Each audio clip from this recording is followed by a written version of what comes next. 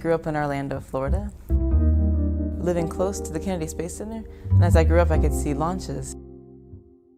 So we would always stop whatever we were doing if we could see a launch. Even if we were driving down the road, we would pull over so we could see the space shuttle go up. Right now I'm a graduate student, starting my 4th year, studying aerospace engineering and policy at the Massachusetts Institute of Technology. So I've actually just finished writing a master's thesis that's entitled The Use of Satellite-Based Technology in Developing Countries.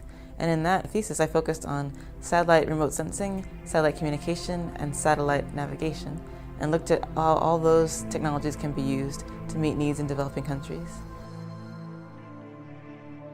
I've had a chance to visit Africa several times, and I'm really interested in how satellites can help people's lives in practical ways. NASA's satellite technology can help us in understanding the food we eat and how we can get it and how we grow it.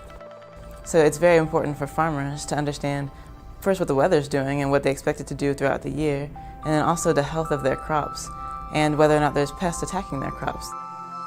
And they can give farmers and whole governments information about whether to expect a famine or a drought or other dangerous problems that might reduce the food supply. And if they have that information in advance, they can actually respond and prepare for such a thing and get help before it happens. When I was an undergrad, I was part of the NASA Academy. It's a special internship program whose goal it is to train the future leaders of the space program. So they bring people who are passionate about space and are willing to think about space every day for 10 weeks nonstop. The first advice I would give to somebody who's young and thinking about science is to figure out what they enjoy in school, what things they like to learn. If they think that science homework and science lessons are exciting, then they're in a great position to think about being an engineer or a research scientist later in their life. Sometimes you can enjoy science but find the math tricky, or you like the fundamental discussion and the questions, but actually doing the science problems or homework is really hard. I've needed help in every single one of my classes throughout my challenging engineering career, and I always work with people who can help me learn.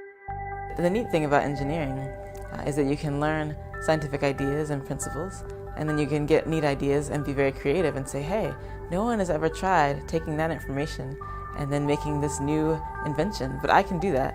And if I get a team of people to work with me who have different information and different background and different training, we can make something that otherwise has never been seen before.